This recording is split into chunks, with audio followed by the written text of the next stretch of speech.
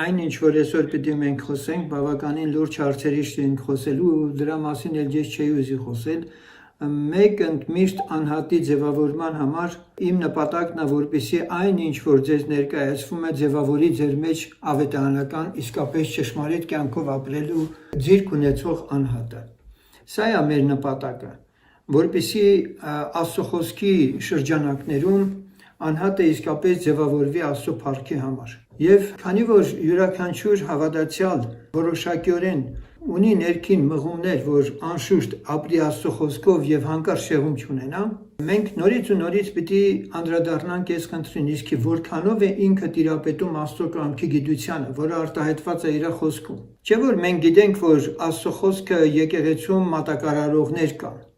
Եվ եթե Աստծո խոսքը եկեղեցում մատակարարողներ կան, ապա դա չի նշանակում, որ Աստծո խոսքը պետք է վերցնել հավատացյալների ձեռքից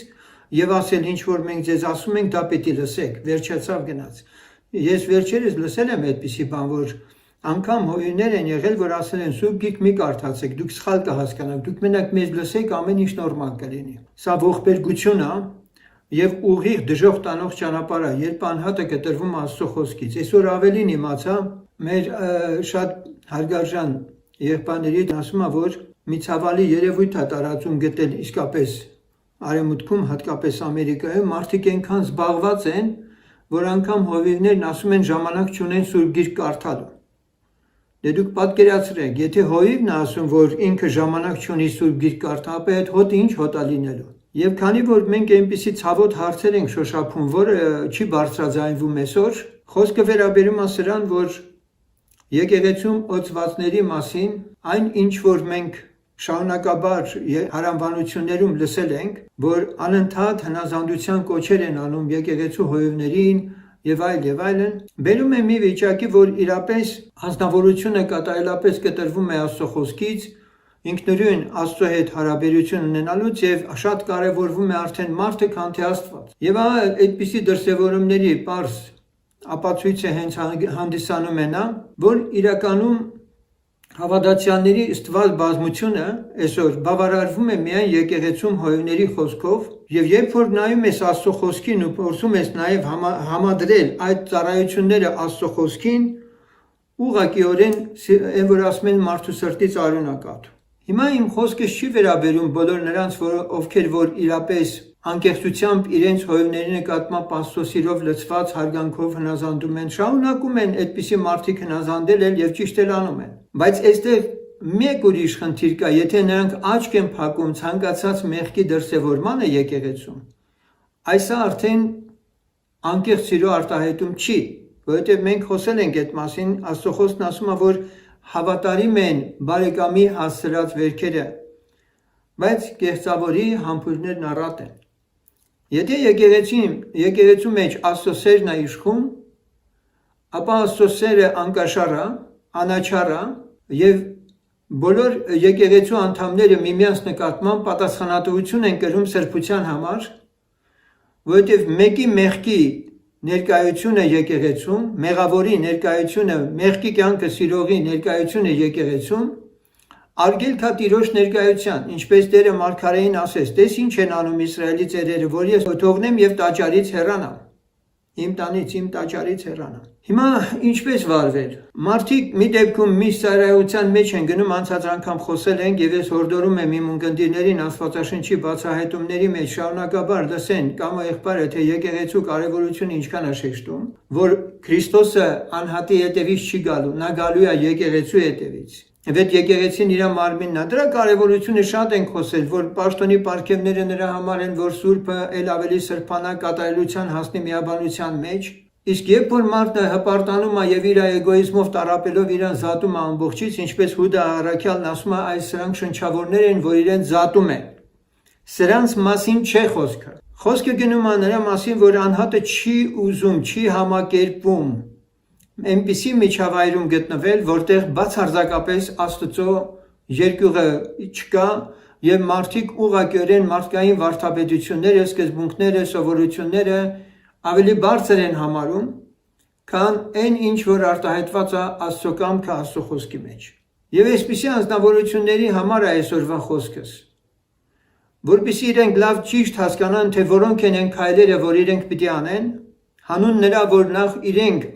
չմնան գաճաճ վիճակում, ճարճացած վիճակում, իսկ գիտեք ճահիճներում գարշահոտություն կա, այլ որ ջանք անի այդպիսի անձնավորությունները Սուրբ գրքի շրջանակներում իմանա ինչպես վարվի։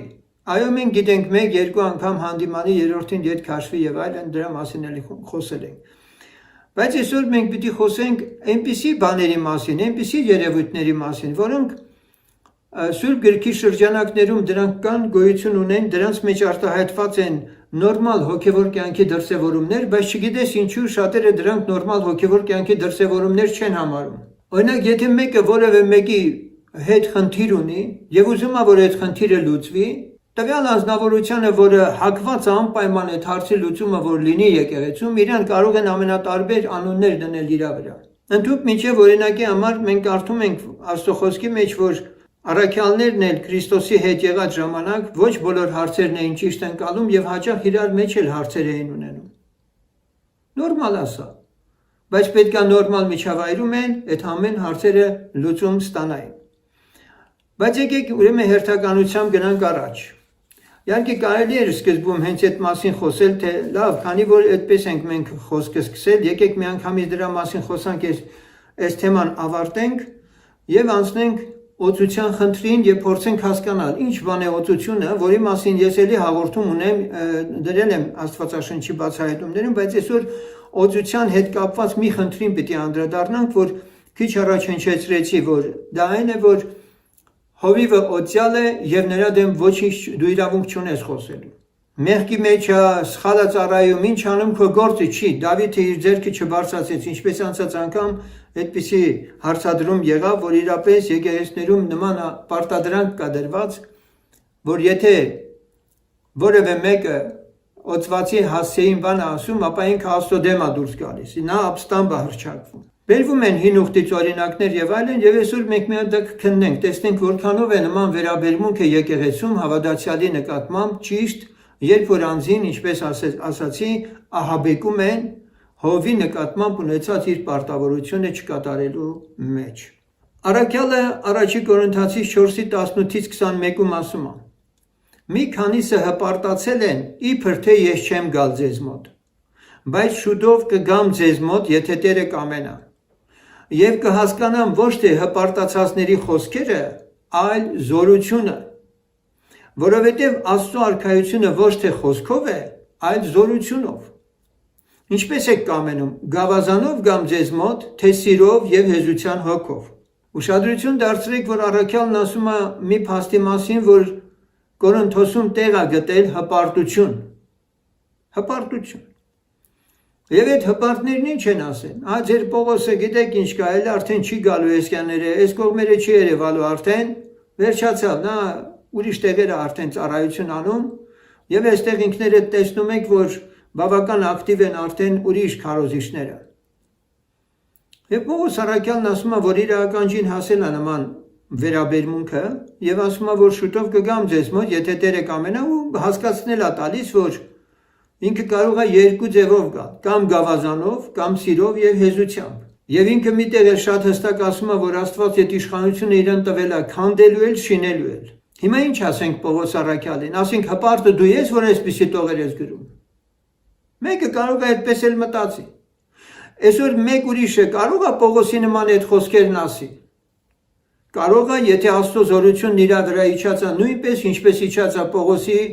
վրա, կամ էլ ասենք մարգարեներից մեկի վրա, որ ասում է Տիրոջ զորությամբ, Տիրոջ հոգին իր վրա է, զորությամբ լցված է, արիությամբ լցված է Իսրայելին իր մեղքը ասելու։ Եվ գիտենք, որ Պողոս առաքյալը ոչինչ չի անում մարդկային շարժարիտներից։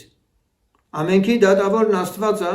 եւ ամենքի սրտի շարժարիտները Տերը գիտի։ Առաջի Կորինթացից 5:3-4-ում կարդում ենք. Մեր Տեր Հիսուս Քրիստոսի անունովը ձեր եւ իմ հոգու մեկտեղ ժողվելու ժամանակ մեր Տեր Հիսուս Քրիստոսի զորության հետ այնպիսին մատնել սատանային, մարմինը կորչելու համար, որ հոգին ապրի մեր Տեր Հիսուսի օրումը։ Եսիշ դաժան մարդ է Պողոս առաքյալը։ Վերցում ու այդ անձնավորությունը սատանային է մատնում։ Պատկերացնում եք։ Մեկը կարող է ասել սով այս Պողոս առաքյալը, որ այդ անձնավորությունը նա իշխանություն ունի եկեղեցու մաքրության համար տեսնում է, որ իսկապես խնդիր է առաջացել, որ դառնության արմատ ասում է դուրս չգա ձեր մեջ եւ շատերին պղծի, որը հնարավոր է։ Եվ Աստված իրան միջոց հնար է տվել եւ ինքը գիտի վարվելու ձևը, ոչ Սարդեսի եկեղեցու հովի նման, որը չգիտեր Հեզաբելի հետ ոնց վարվել եւ թույլ էր տվել, որ նա մարգարեի անվանի իրեն։ Երկրորդ Կորինթացիս թղթում կարդում ենք, երկրորդ գլխի մեջ դերևս, որովհետև մենք Քրիստոսի անուշ հոտն ենք Աստծո առաջին փրկվածների մեջ եւ կորածների մեջ։ Ոմանց համար մահվան հոտ դեպի մահ եւ ոմանց համար կյանքի հոտ դեպի կյանք։ Եվ այս բաների համար ով բավական կլինի, որովհետև շատերի պես չենք, որ Աստծո խոսքը խարդախում են։ Ես հարց եմ տալիս ես, երբևէ ժողովարանում նստած, քարոզ լսելիս, փորձել ես հասկանալ քարոզչի շարժառիթը, Սուրբ Հոգուն տեղ տվել ես եւ քննել ես իր խոսքը Աստծո խոսքով։ Եվ արդյոք այստեղ որ Պողոս առաքյալն ասում է, որ շատերի պես չեն, այսինքն շատերը կան, որոնք ինչ են անում, խարդախում են Աստծո խոսքը։ Այլ ինչպես պարզությունից, ինչպես Աստվածանից Աստծո առաջին խոսում են Քրիստոսում։ Տեսեք ինչքան հետաքրքիր բարակապակցություն կա այստեղ։ Բայց մարդիկ կան, որոնք եկեղեցում խարդախում են։ Խարդախել նշանակում Աստծո խոսքը կիրառել ոչ այն նպատակի համար, որ Աստված ուղարկել է։ Եվ միաժամանակ խարդախել նշանակում է սեփական շահին ենթարկել, ասվածով մարդուն ենթարկել ուղակի սեփական շահին։ Զարտուղի խարդախ ճանապարհներ։ Անցնենք Գաղատացիս թղթի 2-րդ գլխի 9-րդ խոսքը, տեսնենք ինչ ասում։ Եվ երբ որ իմացան այն շնորհքը, որ ինձ տրված էր, Հակոբոսը եւ Կեփասը եւ Հովանեսը, որ սյուներ էին կարծված, ինձ եւ Բարնաբասին աշձերքը տվին հաղորդակցության համար, որ մենք հեթանոսների մեջ լինենք եւ նրանք թլպատության մեջ։ Հիմա ուշադրություն։ Հակոբոսը, Կեփասը եւ Հովանեսը համոզվեցին, որ Պողոս առաքյալը Աստծուց կարգված առաքյալ է եւ որ Աստված իրեն կանչել է հեթանոսների մեջ գործելու։ Եվ հետո ներքևում կարդում ենք 11-րդ խոսքից, բայց երբ որ Պետրոսը եկավ Անտիոք, ես նրան հակառակ կեցա։ Հիմա եկեղեցում ինչքան մարդ կա, որ մեկի դեմ հակառակում է։ Մենք այստեղ տեսնում ենք, որ հակառակ կեցավ Պողոսը Պետրոսին։ Արդյոք շարժառիթը Պողոսի նա էր, որ ուզում էր Պետրոսին համոզել, որ ինքն իրանից ցածրագույնն է, ինքն իրանից բարձր է, այս վեճը մարմնավոր կերպով էր գնում, քիչ հետո նաև կխոսենք, թե ինչ բաներ այդ վեճը, հակառակ կեցա ասում է, որ մեղադրելի էր։ Հիմա մի բան ասեմ ձեզ, Գաղատիայում երբ որ այս նամակը կարդում են Պետրոսի մասին, Պողոս առաքյալը բամբասում է Պետրոսից թե չէ, բայց չգիտես ինչու, որ եկեղեցում հանկարծ կամ քարոզի ընթացքում հնարավոր է ժողովրդին ուղղակիորեն, պրակտիկորեն դաս տալու համար նույնիսկ անունը շեշտել ինչ որ մեկի, ասում են նայ այս անձնավորությունը չունի իր հետ, հպարտացած այս մարդու մասին հրապարակավ խոսում է, ինքն էլ ներկա չի այստեղ, որը մենք գիտենք բամբասելը իբր նա է, որ այդ անձնավորությունը ներկա չի այդ զրույցին, բայց մենք ճիշտ չենք հասկանում, որովհետև բամբասանքի մեջ նենգություն ու չարություն կա, բայց ճշմարտությունը բացահայտել եւ դրանից զգուշացնել այն օրինակով, որ ինչ որ մեկը ընկել է այդ վիճակի մեջ։ Մենք ամբողջ Աստվածաշնչի մեջ կարդում ենք Աքարի մեղքի մասին, որ գրված է։ Մենք կարդում ենք Դավիթի հանցանքի մասին, որ հազարավոր տարիներ, դարեր են անցել, արդեն միշտ պետք է հրճակվի իր շնության մեղքը։ Հիմա ինչ ասենք, Սուրբ Հոգին ինչ անում է դրանով։ Գրված է մեզ, օրինակի համար է գրվում դրան։ Եվ օրինակի համար էլ պետք է կիրառել, եթե նման երևույթներ կան։ Բայց եթե եկեղեցում սովորեցրել են, որ ինչի՞ ես դու տենց խոսում ես հովի կամ եպիսկոպոսի հասցեին, կարծես թե այն տպավորությունն է, որ անձեռնմխելի ու անմեղադրելի են սպասավորները եւ իրանց հասցեին ոչինչ չպետք է ասվի։ Եվ ասում է, վասնզի ինչի համար է հակառակեցել, վասնզի մի քանի մարդիկ դեռ չեկան Հակոբիցը, այսինքն եկեղեցու առաջնորդից անցած անգամ խոսել ենք, որ Հակոբը ինքն էր առաջնորդը, նա անխտիր ուտում էր հեթանոսների հետ։ Քիչ առաջ մենք կարդացինք, որ Պետրոս Պողոսին ձեռքի տվեցիք իրար հաղորդակցության համար, որ Պողոսը գնա հեթանոսների մեջ, դու էլ գնաս թլպատվածների մեջ, հիմա հերիք չի հեթանոսների մեջ ես գնացել, իրանց հետ էլ կերը խմել ես, վասնզի մի քանի մարդիկ դեռ չեկած Հակոբիցը նա անխտիր ուտում էր հեթանոսների հետ։ Բայց երբ որ եկան, ետ էր քաշվում եւ իրանց ջոկում, վախենալով նրանցից, որ թլպատությունից նեին։ Եվ նրա հետ ուրիշ հрьяաներ էլ կեղծավորություն արին։ Խնդրեմ, գնում է առաջ Պողոս առաքյալը եւ Պետրոսին ասում է, որ ինքը կեղծավորություն արեց, բայց դրանով երբեք Պետրոսի վարկը եւ իր վարկը ոչ մեծանում է Պողոսի վարկը, ոչ էլ Պետրոսին նա ցածրանում։ Բայց խնդիրը առաջացել եկեղեցուն պետքա դեմն առնել, թե չէ նման վարքագիծը եթե ավակների կյանքում երևաց, ապա մյուսներն էլ կասեն, դե որ իրան կարելի է, ինձ էլ է կարելի։ Բայց երբ որ տեսա, որ ավետարանի ճշմարտության համեմատ ուղիղ չեն գնում, ուրեմն ինչ արեց, վախեցավ Պետրոսը, կեղծավորություն արավ, ավետարանի համաձայն ուղիղ չգնաց։ Ամենքի առաջին ասեցի Պետրոսին, եթե դու հրեա լինելով հեթանոսի պես ես վարում եւ ոչ թե հրեայի պես, ել ինչու ես բռնադատում հեթանոսներին, որ հրեայի պես վարվի։ Պատկերացնում եք, հրապարակային արվեց այս հանդիմանությունը։ Բայց այսօր եկեղեցում սովորեցնում են, Աստծո ասում է, երբ դու եւ նա մենակ եք, իրան հանդիմանի։ Հա, եթե իմ դեմ է հանցանքը եղել ուրիշ բան։ Բայց առաքյալն ասում է, մեղ գործողին հրապարակավ հանդիմանի։ Իր սկզբունքը Աստծո խոսքի շրջանակներում Աստծուց առաջ սա է։ Եվ ասում է, որ բոլոր մնացածն էլ երկյուղ ունենան։ Նույն Գաղատացիս թղթի մեջ, երբ որ մենք շարժվում ենք առաջ, մենք տեսնում ենք, որ մինչև էդ երբ որ ինքն ասում էր, որ սյուներ կարծված էին, թե մի բան էին, հիմա ես չգիտեմ։ Աստված աչառություն չի անում, ասում է։ Բայց տվյալ պարագայում, եթե նկատվել է ավետարանին ոչ հարիր երևույթ, ապա միանշանակորեն պատկերացրեք, որ եթե Պետրոսը այդ վիճակից հետո գնար, հեթանոսներն ինչ էին ասելու իրեն։ Ասելու են չհասկացան։ Պետրոսը մի կողմից ասում է, որ մեր հետ չպետք է ուտեր խմեր, ինքը հիմա մեր մեջ է, մյուս կողմից մեր թլպատություն է պահանջում։ Եթե օրենքում գրված է, որ մենք պիղծ ենք, հեթանոս ենք, մեր հետ չպետք է նստեին ուտեն խմեն, դե դեպքում ինչ եք պարտադրում մեզ թլպատվել։ Եվ այսպիսի նյուանսներ, այսպես ասած, եկեղեցիներում էլ շատ կարելի է նկատել։ Ով իրավունք տվեց, որ Պողոսին մի ամբողջ եկեղեցու անվանի անմիտ, ով անմիտ գաղատացներ, ով կախարդեզեր, նշանակում է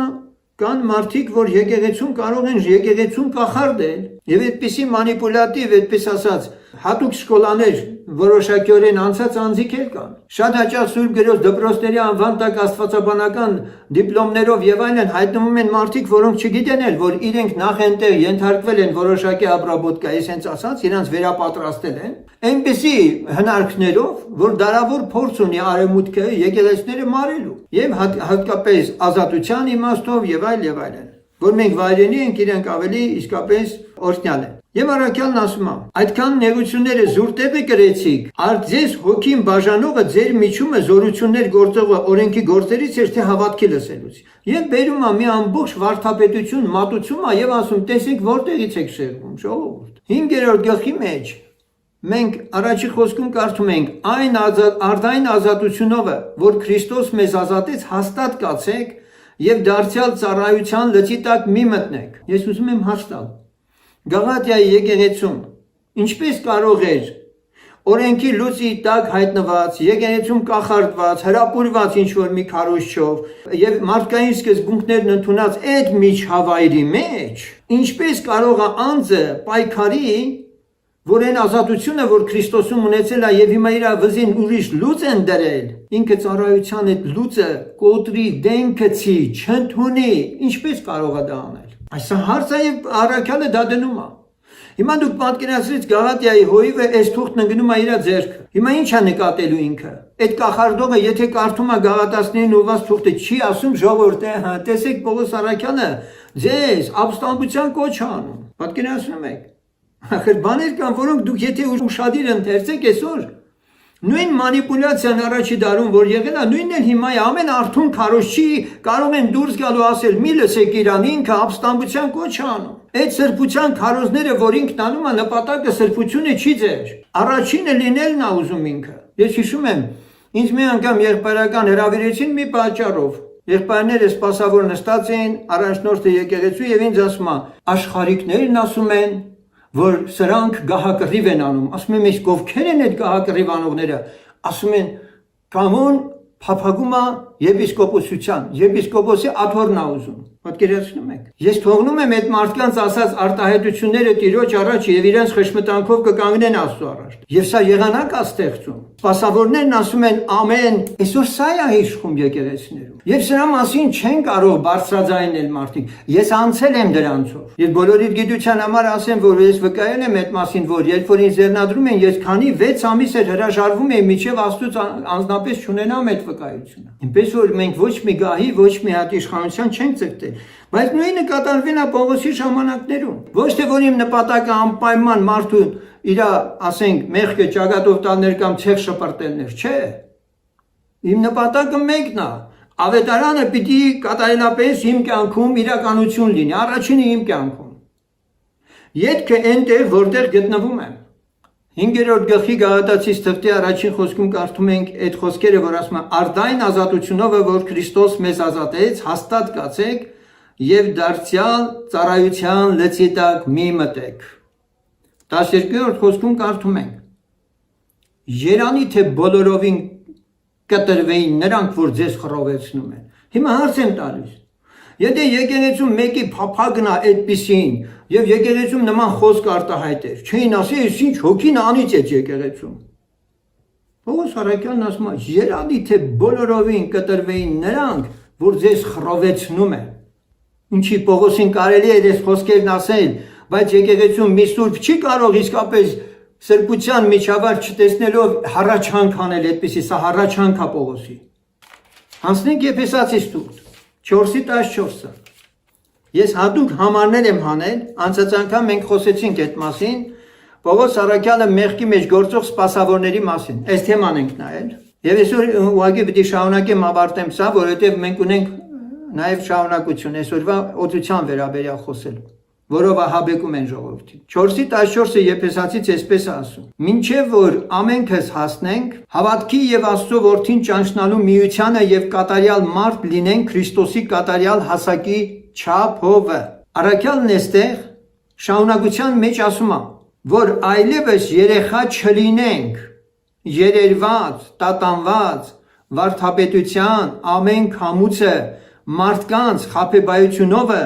որ մոլորեցնեն խաբեբայության խորամանկությունովը։ Մոշադիր, ով են այս մարդիկ, որ այս բաներն անում են։ Ուրեմն կան մարդիկ, որոնք եկեղեցու տկար վիճակը տեսնելով հարմար են գտնում այդ վիճակը, երեխա են, երերված, այն մեկը կգա սա կասի, ամեն կասի։ Ես այդպիսի դեպք լսել եմ, գիտեք, տեսել եմ, աչքովս եմ տեսել։ Մարդ կա, այս մեկը խոսեց մի հատ բան, որ ամեն ասում, այն մեկը ճիշտ իրա, ասենք, հակառակ բանն ասում, էլի ամեն ասում։ Եսերներ, լուրջ չեն այդ մարդիկ։ Տկար են, քննել չգիտեն ասվածը, եւ երեխա են։ Եվ դրանց հեշտ է ուղղակի էսկում ենքում են, որ քաժնազանի մեջ որ ասում է գյադեք էսկում, գյադեք ենքում։ Վերջ, ինչ ասել պիտի անեն, առանց քննելու, որովհետև զրկել են Աստծո խոսքով քննել ցանկացած հրահանգ, որ իրանք պիտի անեն կամ չանեն։ Եվ ինչ է գրված այստեղ, վարդապետության ամեն քամուցը, ուրեմն քամիները կգան, քամիները կգան։ Մարդկանց խաբեբայությունը ովքեր են սրանք։ Եթե վարդապետություն կա, ուրեմն ինչ որ լիդերներ են, ինչ որ առաջնորդներ են, ինչ են անում։ Խաբում են, մոլորեցնում են, խորամանկ են, այ քեզ բան։ Եվ առաքյալը այդ մասին ասում է, որ կա այդպիսի վիճակ եկեղեցում կարող է լինել եւ դու պարտավոր ես ուշադիր լինել։ Եթե գրվածն ասում է դու պարտավոր ես սա կարդաս եւ մի հատ նայես իրականությունը։ Երբևէ սա կարդալուց հետո դու ժողովի գնալուց հետո ուշադիր ես եղել, թե այդ անձնավորությունը որքանով է շրջանցում Աստծո խոսքը եւ որքանով է իր մեկնությունը Աստծո խոսքի շրջանակներում։ Իհարկե չէ։ Մեծամասնությունը նույնիսկ քարոզից հետո դուրս է գալիս, չի իմանում ինչ խոսվել։ 17-ից 21-ում կարդում ենք. «Արծա եմ ասում եւ վկայում Տերով, որ դուք այլևս չգնաք, ինչպես ուրիշ հեթանոսներն են գնում իրանց մտքի ունայնությունով, որ խավարած են մտքով օտար Աստծո կյանքից այն տգիտության պատճառով, որ նրանցում է իրանց սրտերի կուրության համար»։ Եվ այդտեղ շարունակում է առաքյալը, թե դա ինչ վիճակի մեջ է տարել մարդկանց։ 5-րդ գլխի 6-րդ խոսքում կարդում ենք. «Ոչով թող չխաբե ձեզ դարտակ խոսքերով»։ Երբևէ հիմա որ լսում ես այս ամենը ինձանից, քեզ հաշիվ տալիս ես, այս ինչքան բան կա, որ ես եկեղեցում լինելով պիտի ոչ միայն իմանամ, այլ ուշադիր եւ զգուշ լինեմ։ Երբևէ մտածել ես այսպես այս համարների շուրջ։ Ոչ ով թող չխաբե ձեզ դարտակ խոսքերով, որովհետև այս պատճառով էլ Աստծո բարգությունը գալիս է անհնազանդության որդիների վրա։ Եվ նաև ուշադիր, ուրեմն մասնակից մի լինիք նրանց։ Եթե դու տեսնում ես միտեղ սուտ են խոսում, խաբում են, իմիջիալը սուտ խոսելն ու խաբելը վերջերս իմացա հանկարծ որ դրանք տարբեր բաներ են, բայց դա առանձին թեմա է։ Սուտ խոսելը եւ խաբելը նույն բանը չէ։ Ինչևէ, ուրեմն մասնակից մի լինեք նրանց, վասնզի մի ժամանակ խավար էիք, իսկ հիմա լույս եք տերումը, լույսի որդիների պես գնացեք։ Իսկ լույսն ինչ անում։ Լույսը ինքը լույս է տալիս։ Խավարը չի կարող լույսի առջև կանգնել։ Պետք է հանդիմանվի։ Եվ նույն ձևով 11-ից 12-ում կարդում ենք, եւ մասնակից մի լինեք խավարի անպտուղ գործերին, այլ մանավանդ հանդիմանեցեք։ Խնդրեմ, այ քիչ բան։ Հիմա Եփեսոսի հովիվը Պողոս Արաքյալի թուղթը ձեռքը որ ընկնի իր, ժողովրդին չի կարա ասի, ժողովուրդ ջան, մենք սիրով ապրում ենք, այս Պողոսը մեզ անհանգստացնում է, ապստամբության կոչ անում։ Մասնակից մի լինենք, մենք ինչ ենք անում, որ խավարի անպտուղ գործեր է։ Բայց Արաքյալն ասում է դա կա, հատկապես առաջնորդներն են որոշակի եղանակ ու վիճակ ստեղծում։ Չէ, ով կարող է ինչ-որ մի խմբի մեջ խավարի անպտուղ գործեր գործի եւ ինքը անպատիժ մնա։ Չէ, թույլ է տրվում, չէ։ Այլ մանավանդ հանդիմանեցեք։ Ինչպես հանդիմանեն։ Եղբայր, այն ինչ որ դու ասում ես, այն ինչ որ պիտի արվի, ոնց որ թե իմ սրտին չի համապատասխանում, իմ խշմտանքը թույլ չի տալիս ու ես չեմ կարող դրան մասնակից լինել։ Ես նորից եմ կրկնում, երբ որ ես սովորում էի Շվեդիայում, հաղորդության պաշտամունք էր դահլիճում գնում, բեմից հացը այդ բուխանկային ասում, չէ, այդ հացը սեծ կիսեց, շարքերը երկու շարք էին մեծ, ամեն մի շարքում 10-10 նստած այդպես։ Ու նետեց երկու շարքերի մեջ օդում պիտի բռնեին ու այդ հացը պիտի բաժանեին որպես հաղորդություն։ Ես ասեցի, ես ձերանը ոչ մի հատ հաղորդություն չեմ կարող։ Ու ես հանդիմանեցի, ես մեր կուրսի ղեկավարին ասեցի։ Դրանից հետո երբ որ միջոցառում կազմակերպեցին, վիդեոն նկարած ունեմ անգամ։ Հիմա կարող եք ասել, ես իջեր ես ասում, կամ եղբայր, դա իրանց մշակույթներ եւ այլն։ Ոչ, սեներ։ Թե մտածում էին կամոյին ուղարկենք այնտեղ, հափշտակություն կսեպե իր առջև 10 հատ պլաններ դրեցին, ծրագրեր դրեցին, շատ խոշոր բաներ, կապականվի, կվերջանա ու մենք էլ կասենք պրծանք իրանից։ Բայց չստացվեց, հասկանում եք սեներ։ Ինչևից է, չէ թե մեր անձերն ենք ներկայացնում, այլ ունենք նախանձավորություն Տերովը, որպեսզի Աստծո խոսքը երկսայրի սրի նման մեր միջով անցնի եւ բոլորիս միջով անցնի։ Եվ Արաքյալը այստեղ ինքը նշում է 5-րդ գլխի 6-րդ խոսքն ենք լսում, ոչ ով թող չխաբե ձեզ դարտակ խոսքերով, որովհետև այդ պատճառով էլ Աստծո բարգությունը գալիս է անհնազանդության որդիների վրա։ Եվ ներքևում մենք նշեցինք Եփեսացիս թղթից, որ մասնակից մի լինեք խավարի անպտուղ գործերին,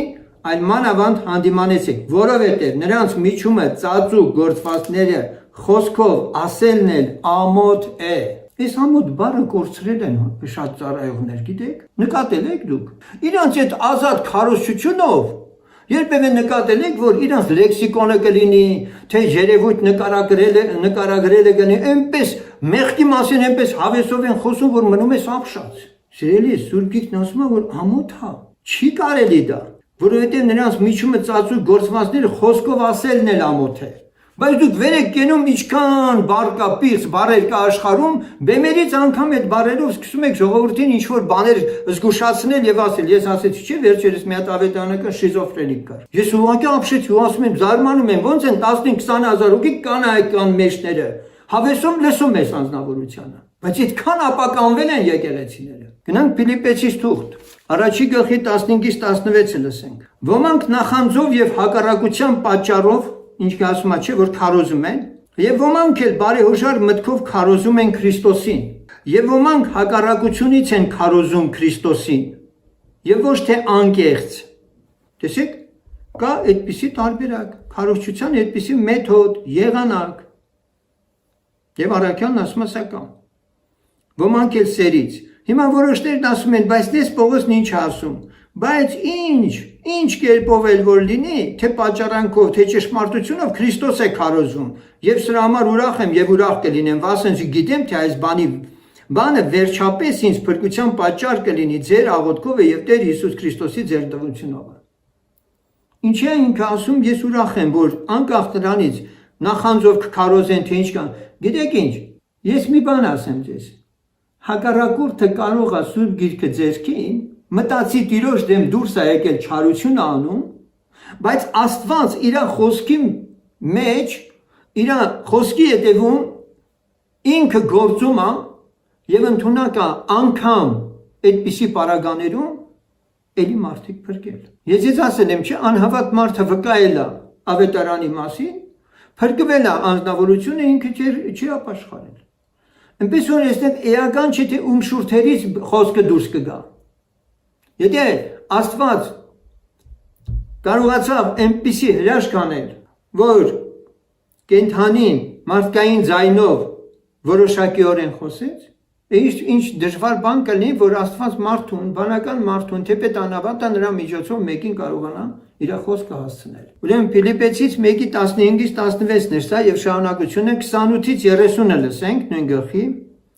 Եվ ոչ մի բանով մի զարհուրիկ հակառակորդներիցը, որ դա նրանց համար նշան է կորստի եւ ձեզ համար փրկության։ Եվ ձեզ Աստվածանից այդ շնորհքը եղավ Քրիստոսի համար ոչ միայն հավատալ նրան, այլ նրա համար չարչարվիլ էլ։ Այսօր գիտեք ինչ են ասում։ Հա, կամ եղբոր նեղությունը, դժվարությունը ապացույց նայեն բանի, որ Տիրոջ առաջ շիտակ չի ինքը, որովհետև եկեղեցիներում արդեն կոմֆորտը համարվում է օրհնություն։ Բայց քավլիցի սեներ, որ մենք ուրիշ կերպ մտածենք, մենք դիմանում ենք ամեն հարվածների Տիրոջ ողորմությամբ։ Եվ այսօր էլ կարող ենք էլի շարունակել Աստծո զորությունով, որովհետև Տերն է մեզ զորացնում։ Եվ այս հաղորդումներն էլ, որ այսպես լինում են, ասեք Էլզակույր, բան եք ասում։ Այո, մի բան եմ ասում։ Ասում եմ ինչու հովիվները կամ եղբորը դատապարտում են։ Պետրոսը հետ հասկացա, Պողոս եղբորը բարձրացրեց նրա գիտելիքները, իմաստությունը, հայտնությունները բարձրացրեց։ Ինչու հիմիկվա հովիվները դատապարտում են, բայց նույն բանը չեն անում։ Նույն բանը անեն։ Տեսեք, Էլզակույր, գոյություն ունի նման մի բան։ Հիմա ես մի հատ համառոտ արդեն մի հատ ուրիշ թեմա ենք գնում, բայց ես ձեզ ասեմ, ընդհանրապես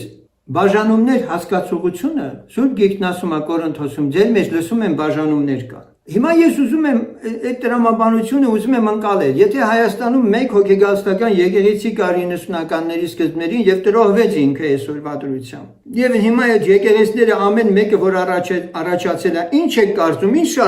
շարժարիթից տրոհվեցին։ Մտածեցին ավելի սուրբ լինեն, ավելի մոտենան Տիրոջը, այդ նախանձավորությամբ համարձակ կարող եմ ասել, որ ոչ։ Համարձակ կարող եմ ասել, որ ոչ։ Ինչու՞։ Որովհետև մենք այսօր պտուղներից տեսնում ենք, որ նրանցից ոչ մեկն էլ, այդ խմբերից եւ ոչ մեկն էլ, որոնք գնալով ավելի ու ավելի են տրոհվում, երբեք ու երբեք թե իրենց շրջապատներում Աստծո զորության բացահայտ ներգործությունը եւ սրբությունը չեն ցույց տալիս։ Դրան հակառակ անցած անգամ ես լսում եմ եկեղեցու բարձրագույն հոգեվոր առաջնորդներից մեկը իր խոսքի մեջ դե որ խոսում են մարդիկ հասկանում ես ուղղակի աղետի մասին է խոսում, որ աղետ է տիրում եկեղեցիներում։ Ինչ աղետ։ Մարդիկ հոգնել են, չեն ուզում հաճախել այնտեղ, որտեղ ոչ մի սնունդ չեն ստանում։ Հիմա մարդկանց դա է հաճելի, բաժանումների ունեն իրենց շարժարիտները եւ հանկարծ ինչ որ մեկը խանգարում է։ Չկա ընդհանուր մեկանալու այդպիսի ներքին խորը շարժարիտ։ Հա, դեկլարատիվ հնչեցնում են միաբանվենք, դե ինչի լինում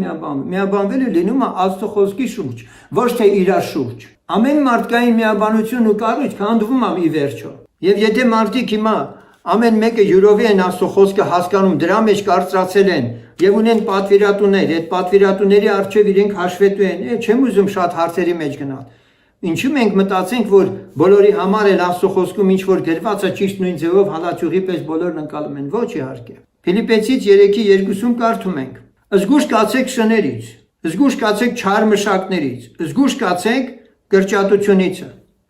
Ուզում եմ հասկանալ, ինչպես է Պողոս Արաքյանը հանդգնում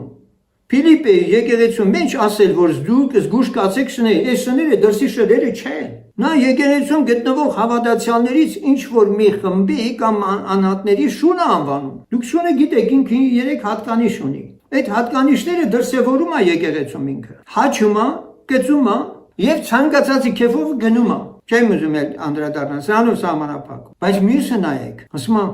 զգուշ կացեք չար մշակներից։ Ինչպես կարող է Ֆիլիպպեում Պողոս Առաքյալի անցկեցած տեղով հաստատած եկեղեցում եւ այլն այն գործը, որ այս մարդն արել է, թողել, հեռացել է ու իրանից հետո արդեն ինչ որ ուրիշներն են ծառայություն անում, հանկարծ Պողոսն ասում է զգուշ եղեք, որ ձեր մեջ կան չար մշակներ։ Ուրեմն տեղյակ է, չէ՞։ Հիմա անակույ հատկապես ասում եմ ձեզ, որ օծության մասին ենք խոսում։ Կարող է հովիվը որոցյալ իսկ այստեղ է չար մշակը օծված է իրեն հայտարարել եւ ստիպել է որ ժողովուրդն իրան լսեն որպես օծյալի եւ ասում է հնազանդ եղեք չլնեք երկինք չեք մտնի եւ այլն ահաբեկում է հիմա ինքը չար մշակ է բայց օծության այդ կեղծ վարդապետությամբ ժողովրդին ահաբեկած պահում է իսկ Պողոս Առաքյալն ինչ ասում է զգուշ կացեք իրանին ներել է Սավուղի Դավիթի մասին խոսելու ենք Այդ ոնց է որ Սավուղը օծված էր ու հանկարծ Դավիթին, որ նույնպես օծված էր, Սամվել մարգարեն էր օծվածին ուզում էր սպանել։ Ավելին ասեմ, իսկ ես մտքով միթե չի անցել, որ Դավիթն էլ ուզել Սավուղին սպանել, թեպետ ինքը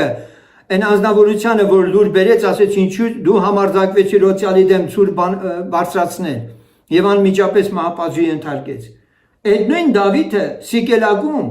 դեր որ բնակվում էր Անկուսի մոտ, զորքի գլուխ անցած ասում էր հիմա կտեսնես ինչ կանեմ ես Իսրայելին, հիմա կտենաս թե ես ինչ ձև եմ ծառայելու քեզ։ Պատրաստ էր դուրս գալու ես Սավուղի դեմ կռվելու, եթե Տերը չկասեցնի։